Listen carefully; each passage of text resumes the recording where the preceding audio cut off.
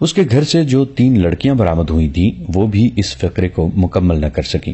انہوں نے اپنے متعلق بتا دیا کہ انہیں اخلاقی تخریب کاری اور مردوں کو پھانس کر استعمال کرنے کے لیے بھیجا گیا تھا۔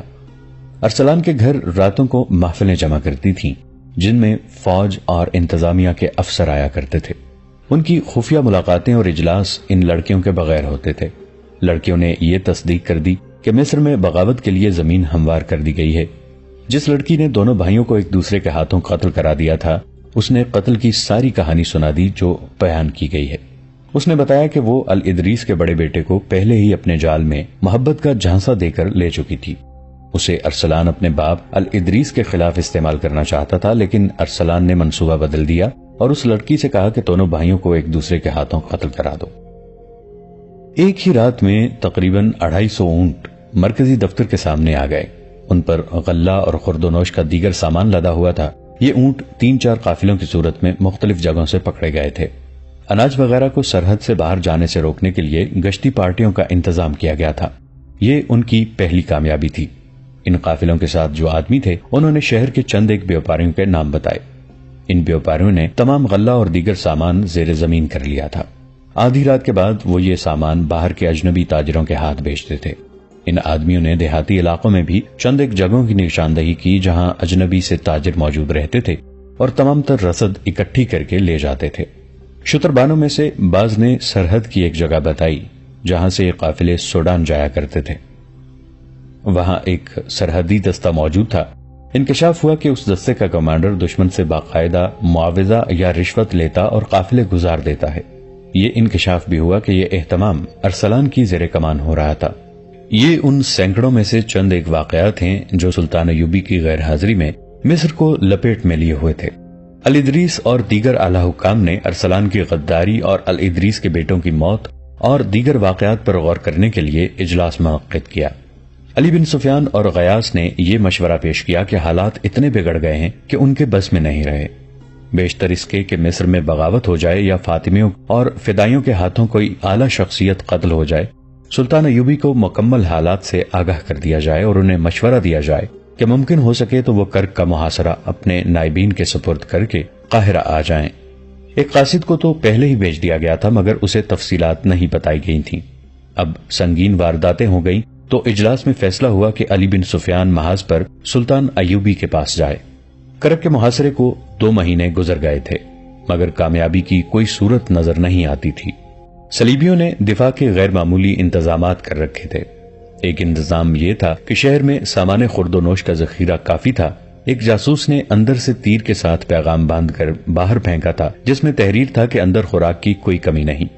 مسلمان باشندوں پر اتنی سخت پابندیاں عائد کر دی گئی تھیں کہ ان کے گھروں کی دیواریں بھی ان کے خلاف مخبری اور جاسوسی کرتی تھیں، اس لیے اندر تخریب کاری ممکن ہی نہیں رہی تھی، ورنہ خوراک کا یہ ذخیرہ تباہ کر دیا جاتا۔ شہر میں سلطان ایوبی کے جاسوسوں کی بھی کمی تھی۔ وہ کبھی کبھی رات کے وقت تیر کے ساتھ پیغام باندھ کر اور موقع محل دیکھ کر باہر کو تیر چلا دیتے تھے۔ فوجوں کو حکم تھا کہ ایسا تیر نظر آئے تو وہ اپنے کمانڈر تک پہنچا دیں۔ صلیبیوں نے محاصرہ توڑنے کی کوششیں ترک کر دی تھیں۔ وہ سلطان ایوبی کی طاقت زائل کرنا چاہتے تھے۔ سلطان ایوبی ان کی چال سمجھ گئے تھے۔ اس کے جواب میں انہوں نے بھی اپنا طریقہ بدل دیا تھا۔ صلیبیوں کی یہ کوشش ناکام ہو چکی تھی کہ انہوں نے باہر سے حملہ کیا تھا۔ سلطان ایوبی اس حملے کے لیے تیار تھے۔ انہوں نے نہایت اچھی چال سے اس فوج کو گھیرے میں لے لیا تھا۔ اس فوج کو گھیرے میں آئے 1.5 مہینہ گزر گیا تھا۔ گھیرے میں آئی ہوئی فوج گھیرا توڑنے کے لیے ہر طرف حملے کرتی تھی۔ سلطان ایوبی اس کا کوئی حملہ کامیاب نہیں ہونے دے رہے تھے۔ البتہ گھیرا کئی میلوں پر پھیل گیا تھا۔ وہ علاقہ سرسبز تھا، اس لیے صلیبیوں کو پانی اور جانوروں کو چارہ مل جاتا تھا۔ ان کے جانور مرتے تھے تو وہ اسے کھا لیتے تھے، مگر یہ کافی نہیں تھا۔ ہزاروں گھوڑوں اور اونٹوں کے لیے یہ چارہ کافی نہیں تھا۔ پانی کے لیے وہاں کوئی ندی یا دریا نہیں تھا۔ 3-4 چشمے تھے جن میں سے 2 1.5 مہینے میں ہی خشک ہو گئے تھے۔ صلیبی سپاہیوں میں بددلی پیدا ہو گئی تھی۔ انہیں غذا بہت کم ملتی تھی اور پانی کے لیے بہت دور جانا پڑتا تھا۔ رات کو سلطان ایوبی کے چھاپہ مار گروہ ان پر شبخون مارتے اور نقصان کرتے رہتے تھے۔ 1.5 ماہ میں یہ فوج آدھی رہ گئی تھی۔ ان کے جانوروں میں بھی دم نہیں رہا تھا۔ صلیبی حکمران ریمانڈ جو اس فوج کا کمانڈر تھا سخت پریشانی کے عالم میں انتظار کر رہا تھا کہ صلیبی حملہ کر کے اسے سلطان ایوبی سے چھڑائیں گے، مگر اس کی مدد کو کوئی نہیں آ رہا تھا۔ سلطان ایوبی چاہتے تو چاروں طرف سے حملہ کر کے اس کی فوج کو شکست دے سکتے تھے، لیکن اس سے ان کا اپنا جانی نقصان بھی ہونا لازمی تھا اور جنگ کا پانسا پلٹ جانے کا خطرہ بھی۔ سلطان ایوبی اپنی طاقت زائل نہیں کرنا چاہتے تھے۔ وہ صلیبیوں کو آہستہ آہستہ مار رہے تھے۔ انہیں یہ نقصان ضرور ہو رہا تھا کہ ان کی فوج کا تیسرا حصہ اس صلیبی فوج کو گھیرے میں رکھنے میں الجھ گیا تھا۔ اسے وہ شہر کے محاصرے کی کامیابی کے لیے استعمال نہیں کر سکتے تھے۔ ان کے پاس ابھی ریزرو دستے موجود تھے اور وہ سوچ رہے تھے کہ قلعہ توڑنے کے لیے وہ انہیں استعمال کریں۔ وہ اب محاصرے کو اور زیادہ طول نہیں دینا چاہتے تھے۔ اس دور میں محاصرے عموماً طویل ہوا کرتے تھے۔ ایک ایک شہر کو 2-2 سال تک بھی محاصرے میں رکھا گیا ہے۔ 6-7 ماہ کا محاصرہ طویل نہیں سمجھا جاتا تھا، لیکن سلطان ایوبی محاصرے کو طول دینے کے قائل نہیں تھے۔ وہ ان حملہ آوروں میں سے بھی نہیں تھے جو کسی ملک کے دارالحکومت کا محاصرہ کر کے اندر والوں کو پیغام بھیجا کرتے تھے کہ اتنی مقدار زر و جواہرات کی، اتنے ہزار گھوڑے اور اتنی عورتیں باہر بھیج دو، ہم چلے جائیں گے۔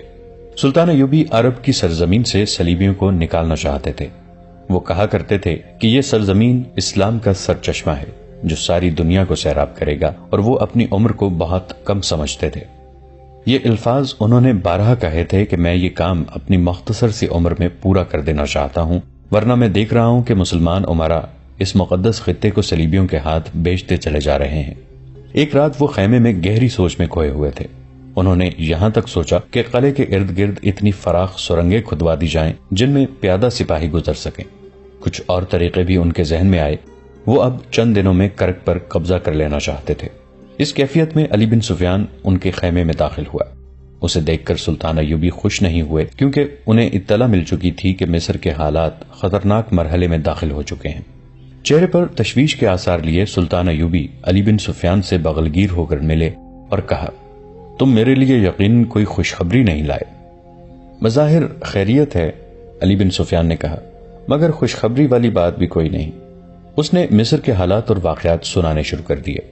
علی بن سفیان جیسا ذمہ دار حاکم سلطان ایوبی سے کچھ بھی نہیں چھپا سکتا تھا، نہ ہی وہ انہیں خوش فہمیوں میں مبتلا کر سکتا تھا۔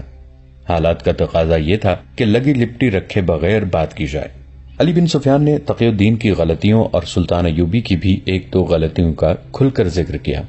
ارسلان کی غداری کا قصہ اور الادریس کے جواں بیٹوں کی موت کا حادثہ سن کر سلطان ایوبی کے آنسو نکل آئے۔ اگر ارسلان مر نہ چکا ہوتا تو سلطان ایوبی کبھی یقین نہ کرتے کہ ان کا یہ حاکم جسے وہ اپنا وفادار دوست سمجھتے ہیں غداری کر سکتا ہے۔ اس سے پہلے بھی 2 دوست ان سے غداری کر چکے تھے۔ اگر ارسلان ذرا سی دیر زندہ رہتا تو باقی راز بھی بے نقاب کر دیتا، علی بن سفیان نے کہا۔ اس کے آخری فکرے سے جو موت نے پورا نہ ہونے دیا، صاف ثبوت ملتا ہے کہ مصر میں بغاوت ہونے ہی والی ہے۔ مصر میں ہماری جو فوج ہے اسے ذہنی لحاظ سے پست کر دیا گیا ہے۔ میری جاسوسی بتاتی ہے کہ کماندار تک غلط فہمیوں اور بے اطمینانی کا شکار ہو گئے ہیں۔ فوج کے لیے غلے اور گوشت کی قلت پیدا کر کے یہ بے بنیاد بات پھیلا دی گئی ہے کہ تمام تر رسد محاذوں پر بھیجی جا رہی ہے، اور یہ بھی کہ فوج کا مال حاکم بھیج کر کھا رہے ہیں۔ دشمن کی سازش پوری طرح کامیاب ہے۔ دشمن کی سازش اسی ملک میں کامیاب ہوتی ہے جہاں کے چند ایک افراد دشمن کا ساتھ دینے پر اتر آتے ہیں، سلطان ایوبی نے کہا۔ اگر ہمارے اپنے بھائی دشمن کا اعلی کار بن جائیں تو ہم دشمن کا کیا بگاڑ سکتے ہیں؟ میں جس طرح اللہ کے ان شیروں کے جذبے کے زور پر اور ان کی جانیں قربان کر کے صلیبیوں کو میدان جنگ میں ناخن چنے چبوا رہا ہوں، اسی طرح میرے حاکم بھی پکے مسلمان ہوتے تو آج قبلہ اول آزاد ہوتا اور ہماری اذانیں یورپ کے کلیساؤں میں گونج رہی ہوتی، مگر میں مصر میں قید ہو کے رہ گیا ہوں۔ میرے جذبے اور میرا عزم زنجیروں میں جکڑے گئے ہیں۔ انہوں نے کچھ دیر کی گہری خاموشی اور سوچ کے بعد کہا، مجھے سب سے پہلے ان غداروں کو ختم کرنا ہوگا، ورنہ یہ قوم کو دیمک کی طرح کھاتے رہیں گے۔ میں یہ مشورہ لے کر آیا ہوں کہ اگر محاذ آپ کو اجازت دے تو مصر چلیے، علی بن سفیان نے کہا۔ میں حقائق سے چشم پوشی نہیں کر سکتا علی، سلطان ایوبی نے کہا، لیکن میں یہ اظہار کیے بغیر بھی نہیں رہ سکتا کہ میرے ہاتھوں صلیبیوں کی گردن اور فلسطین چھڑانے والے میرے اپنے بھائی ہیں۔ علی بن سفیان، اگر میں نے غداروں کو اسلام کے دشمنوں کے ساتھ دوستی کرنے والے مسلمانوں کو بھی ابھی ختم نہ کیا تو یہ کبھی ختم نہیں ہوں گے، اور ہماری تاریخ کو یہ گروہ ہمیشہ شرمسار کرتا رہے گا۔ قوم میں ہر دور میں یہ گروہ موجود رہے گا جو دین اور رسول صلی اللہ علیہ وآلہ وسلم کے دشمنوں سے دوستی کر کے اسلام کی جڑیں کھوکھلی کرتا رہے گا۔ انہوں نے پوچھا، سوڈان کے محاذ کی کیا خبر ہے؟ میں نے تقی الدین کو پیغام بھیج دیا ہے کہ اس محاذ کو سمیٹنا شروع کر دو۔ مصر میں کسی کو بھی معلوم نہیں کہ آپ نے ایسا حکم دیا ہے، علی بن سفیان نے کہا، اور کسی کو معلوم ہونا بھی نہیں چاہیے، سلطان ایوبی نے کہا۔ انہوں نے دربان کو بلایا اور کہا، کاتب کو فوراً بلاؤ۔ کاتب کاغذ اور قلمدان لے کر آیا تو سلطان ایوبی نے کہا، لکھو، قابل صد احترام نور الدین زنگی۔ وہ قاصد بڑا ہی تیز رفتار تھا جس نے سلطان ایوبی کا پیغام اگلی رات کے آخری پہر بغداد نور الدین زنگی تک پہنچا دیا۔ سلطان ایوبی نے اسے کہا تھا کہ راستے میں ہر چوکی پر اسے تازہ دم گھوڑا مل جائے گا، لیکن وہ گھوڑا صرف تبدیل کرے، خود آرام اور کھانے کے لیے نہ رکے، کہیں بھی گھوڑا آہستہ چلے۔ اگر رات کو نور الدین زنگی کے پاس پہنچے تو دربان سے کہہ دے کہ انہیں جگا دے۔ اگر زنگی خفگی کا اظہار کریں تو کہہ دینا کہ صلاح الدین نے کہا ہے کہ ہم سب جاگ رہے ہیں۔ قاصد جب نور الدین زنگی کے دروازے پر پہنچا تو محافظ دستے نے اسے روک لیا اور کہا کہ پیغام صبح دیا جائے گا۔ قاصد نے گھوڑے تو کئی بدلے تھے مگر پانی کا ایک گھونٹ پینے کے لیے بھی نہیں رکا تھا۔ تھکن، بھوک، پیاس اور 2 راتوں کی بیداری سے وہ لاش بن گیا تھا۔ زبان پیاس سے اکڑ گئی تھی، وہ پاؤں پر کھڑا نہیں ہو سکتا تھا اور اس کے منہ سے بات نہیں نکلتی تھی۔ اس نے اشاروں میں بتایا کہ پیغام بہت ضروری ہے۔ نور الدین زنگی نے بھی سلطان ایوبی کی طرح اپنے خصوصی عملے اور دربان اور اپنے باڈی گارڈز کے کمانڈرز کو کہہ رکھا تھا کہ کوئی ضروری بات یا پیغام ہو تو اس کی نیند اور آرام کی پرواہ نہ کی جائے۔ قاصد کی حالت دیکھ کر باڈی گارڈ کمانڈر نے اندر جا کر نور الدین زنگی کو جگایا۔ وہ باہر آ گئے اور پیغام اور قاصد کو ملاقات کے کمرے میں لے گئے۔ قاصد کمرے میں داخل ہوتے ہی گر پڑا۔ زنگی نے اپنے ملازموں کو بلایا اور قاصد کی دیکھ بھال کرنے کو کہا۔ انہوں نے پیغام پڑھنا شروع کر دیا۔ سلطان ایوبی نے لکھا تھا، آپ پر اللہ کی رحمت ہو، میرا پیغام آپ کو خوش نہیں کرے گا۔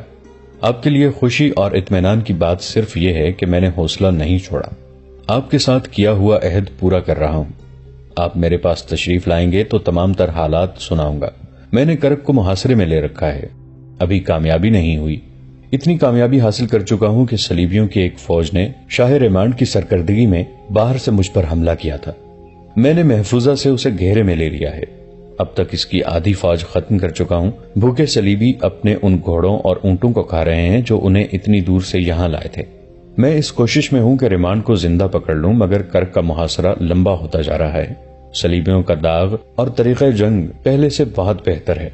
میں محاصرے کو کامیاب کرنے کے طریقے سوچ رہا تھا اور مجھے امید تھی کہ میرے جانباز مجاہد قلعہ توڑ لیں گے۔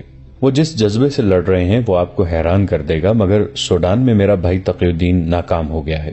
اس کی غلطی کہ اس نے اجنبی صحرا میں جا کر فوج کو پھیلا دیا ہے۔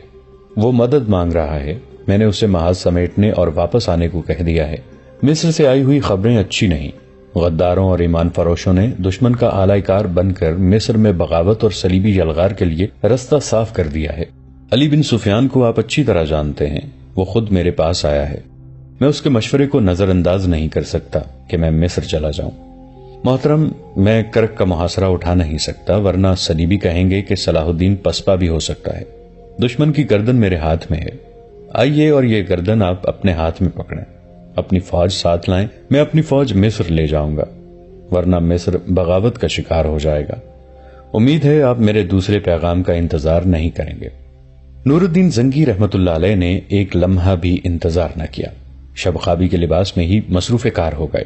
فوجی حکام کو بلا لیا، انہیں احکام دیے اور دن ابھی آدھا نہیں گزرا تھا کہ ان کی فوج کرک کی سمت کوچ کر چکی تھی۔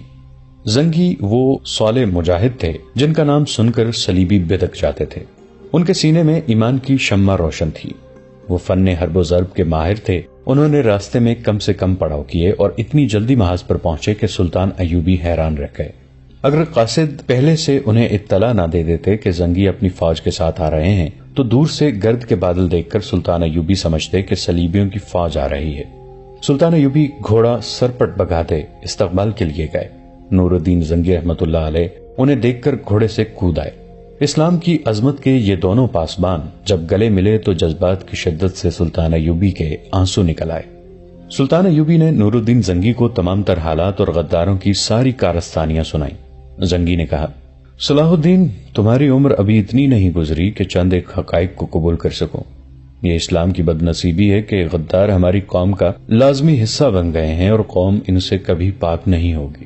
مجھے صاف نظر آ رہا ہے کہ ایک وقت آئے گا جب غدار قوم پر باقاعدہ حکومت کریں گے۔ دشمن کے خلاف باتیں کریں گے، بلند دعوے کریں گے، دشمن کو کچل دینے کے نعرے لگائیں گے، مگر قوم جان نہیں سکے گی کہ ان کے حکمران دراصل اس کے اور ان کے دین کے دشمن کے ساتھ درپردہ دوستی کر چکے ہیں۔ دشمن انہی کو ڈھال اور انہی کو تلوار بنائے گا اور ان کے ہاتھوں قوم کو مروائے گا۔ پریشان نہ ہو صلاح الدین، ہم حالات پر قابو پا لیں گے۔ تم مصر پہنچو اور تقی الدین کو مدد دے کر سوڈان سے نکالو۔ دائیں بائیں حملے کر کے دشمن کو الجھائے رکھو تاکہ تقی الدین کا کوئی دستہ کہیں گھیرے میں نہ آ جائے۔ مصر میں فوجوں کو یکجا کرو اور مصر میں جو فوج ہے اسے میرے پاس بھیج دو، میں اس دماغ سے بغاوت کا کیڑا نکال دوں گا۔ شام کے بعد زنگی نے اپنی فوج کو کرک کے محاصرے پر لگا دیا اور سلطان ایوبی کی فوج پیچھے ہٹائی۔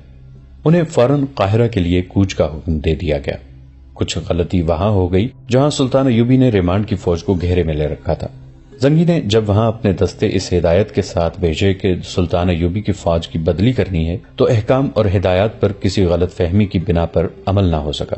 ریمانڈ نے اتفاق سے اس سمت حملہ کیا جہاں اسے توقع تھی کہ مسلمانوں کا رستہ کمزور ہے۔ اس نے وہاں کسی کو بھی حملہ روکنے کے لیے تیار نہ پایا۔ وہ اس طرف سے نکل گیا اور کچھ فوج بھی نکل گئی۔ صلیبیوں کی بچی کچی فوج پھنسی رہ گئی، جسے اگلے روز پتا چلا کہ ان کا حکمران کمانڈر بھاگ گیا ہے، تو اس نے بھی اندھا دھند بھاگنے کی کوشش کی۔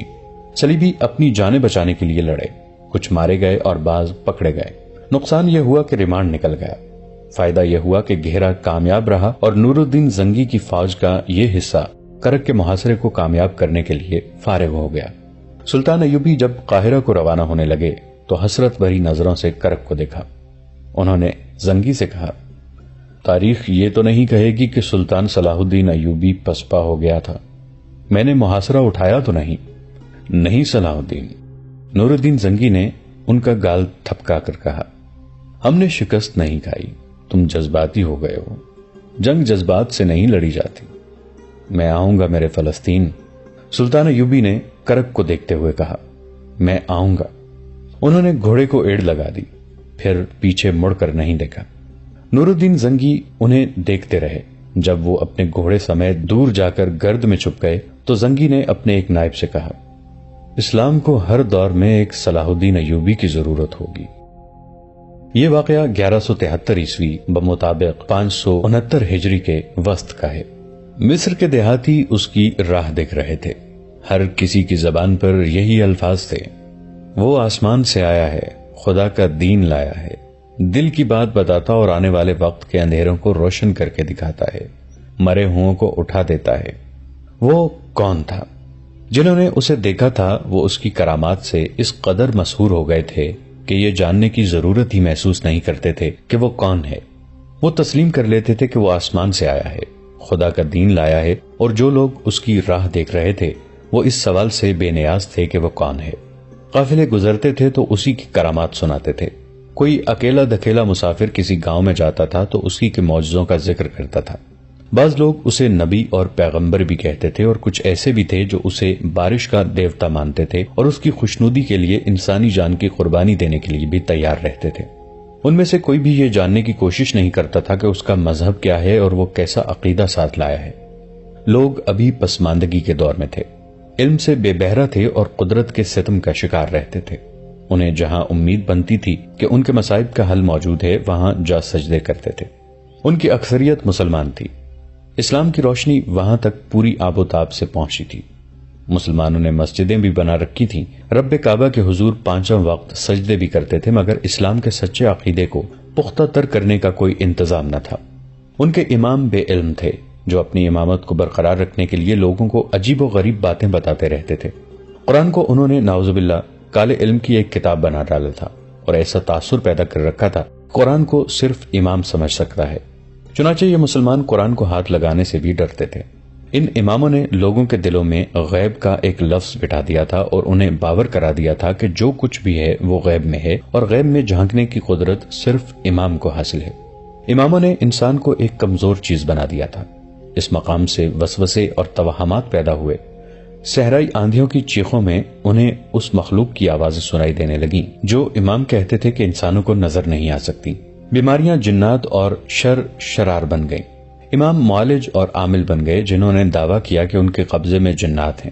انسان غیب سے اور غیب کی سزا سے اتنے خوفزدہ رہنے لگے کہ ان کے دلوں میں اسلام کا عقیدہ کمزور پڑ گیا اور وہ ہر اس آواز پر لبیک کہنے لگے جو انہیں غیب کی مخلوق اور غیب کی سزا سے بچانے کا یقین دلاتی تھی۔ یہی وجہ تھی کہ لوگ بےتابی سے اس کی راہ دیکھتے تھے جو آسمان سے آیا اور مرے ہوئوں کو اٹھا دیتا تھا۔ دوستو، آج کے لیے اتنا ہی۔ اسی کہانی کی اگلی قسط کے ساتھ بہت جلد حاضر ہوں گے۔ نیچے کامنٹ سیکشن میں اپنی رائے کا اظہار ضرور کیجیے گا۔ ہمارے اس چینل کو سبسکرائب کر کے نیچے موجود بیل آئیکن کو بھی ضرور کلک کیجیے گا۔ اگلی ملاقات تک کے لیے ہمارا اور آپ کا اللہ نگہبان۔